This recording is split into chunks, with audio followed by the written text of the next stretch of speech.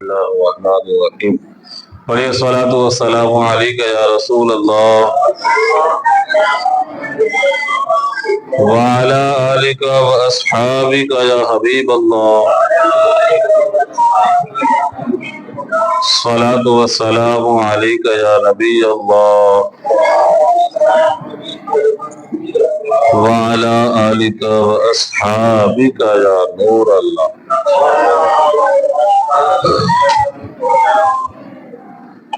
اعوذ باللہ من الشیطان الرجیم بسم اللہ الرحمن الرحیم وَإِذْ قَالَ رَبُّكَ لِلْمَلَائِكَةِ إِنِّي جَاعِلٌ فِي الْأَرْضِ خَلِيفَةً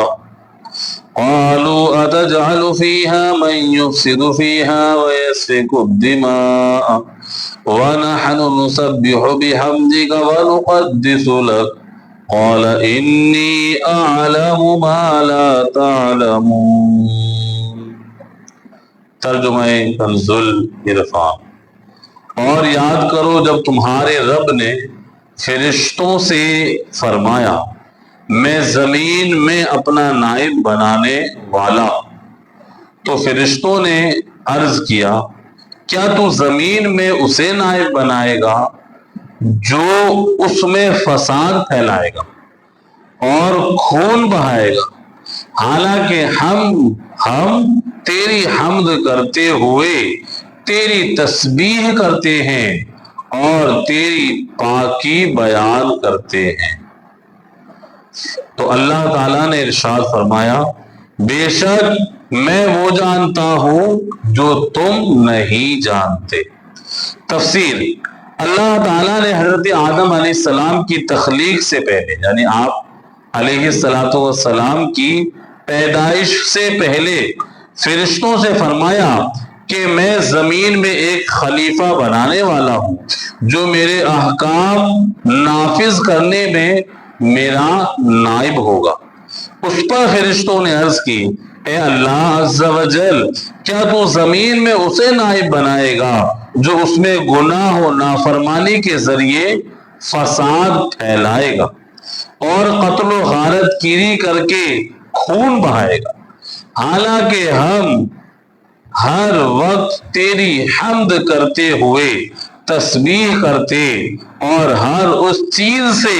تیری پاکی بیان کرتے ہیں جو تیری شان کے لائق نہیں، لہذا تیری خلافت کے مستحق ہم ہیں۔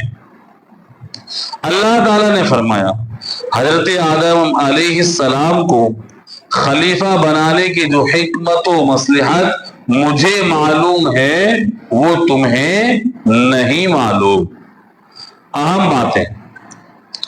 فرشتے محض نیکی کی قوتوں کا نام نہیں بلکہ انتہائی پاکیزہ صفات کی حامل ایک مستقل مخلوق ہے۔ ان کے مستقل جداگانہ وجود کا انکار کرنے والا مسلمان نہیں کہ اگر کوئی بندہ، کوئی انسان فرشتوں کا انکار کرے تو پھر وہ مسلمان نہیں رہے گا۔ تو یہ کہ فرشتے اللہ تعالیٰ کی نوری مخلوق ہیں اور ان کے جداگانہ اللہ تعالیٰ نے کام ان کے سپرد کیے ہوئے ہیں، تو جو ان کے سپرد کیے گئے کام ہیں وہ دن رات انہی کاموں میں لگے رہتے۔ تو پتہ چلا کہ فرشتے صرف نیکی کی قوتوں کا نام نہیں بلکہ وہ انتہائی پاکیزہ صفات کی حامل ایک مستقل مخلوق ہے جو اللہ تعالیٰ نے ان کے کام سپرد کیے ہیں، وہ دن رات وہی کام کرتے رہتے ہیں۔ خلیفہ اسے کہتے ہیں جو احکامات جاری کرنے اور دیگر اختیارات میں اصل کا نائب ہو۔ فرشتوں نے انسان کی طرف فساد پھیلانے اور خون ریزی کرنے کی جو نسبت کی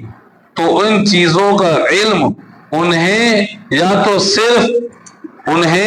تو صراحت کے ساتھ اللہ تعالیٰ کی طرف سے دیا گیا تھا یا انہوں نے لوح محفوظ سے پڑھا تھا۔ یا زمین پر آباد جنوں کے عمل پر قیاس کرتے ہوئے انہوں نے یہ کہا تھا کہ اللہ تعالیٰ نے دنیا بنائی اور پھر اس سے پہلے جن دنیا میں زمین پر رہا کرتے تھے، تو فرشتوں نے ان جنوں کو دیکھتے ہوئے ان پر قیاس کرتے ہوئے انسان کو بھی جو ہے یہ کہا کہ یہ مخلوق بھی تیری تو بنا رہا ہے، تو یہ خون ریزی کریں گے، لڑائی جھگڑے کریں گے، گناہ کریں گے، تو ایسی مخلوق کو بنا رہا ہے، جبکہ ہم تیری دن رات پاکی بیان کرتے ہیں تو ہم اس چیز کے زیادہ مستحق ہے۔ تو یہ پیارے اسلامی بھائیوں پتہ چلا کہ اللہ تعالی جو جانتا ہے وہ اور کوئی نہیں جانتا۔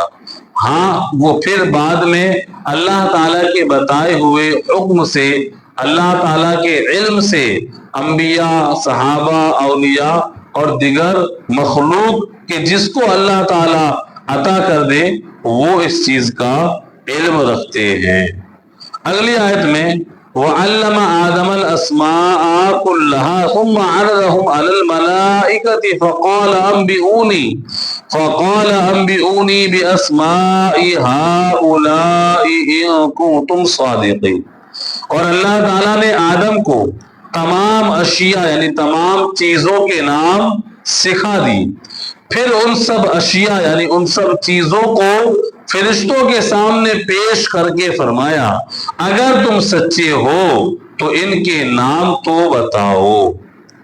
تفصیل: حضرت آدم علیہ السلام کی تخلیق کے بعد اللہ تعالیٰ نے تمام چیزیں ان کے سامنے کی اور بطور الہام تمام چیزوں کے نام، کام، صفات، خصوصیات، اصولی علم اور صنعتیں انہیں سکھا دی۔ پھر یہ تمام چیزیں فرشتوں کے سامنے کر کے فرمایا اگر تم اپنے اس خیال میں سچے ہو کہ تم سے زیادہ علم والی کوئی مخلوق نہیں اور خلافت کے زیادہ حقدار تم ہو تو تم ان چیزوں کے نام بتا دو، کیونکہ خلیفہ کا کام اختیار استعمال کرنا، کاموں کی تدبیر کرنا اور عدل و انصاف کرنا ہے،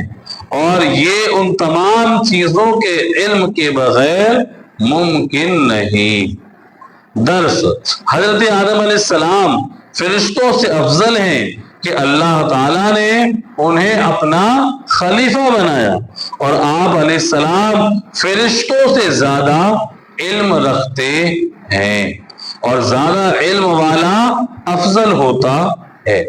اس سے علم کی فضیلت بھی ظاہر ہوئی کہ خلوتوں اور تنہائیوں کی عبادت سے افضل ہے۔ صلو علی الحبیب صلی اللہ تعالی علی محمد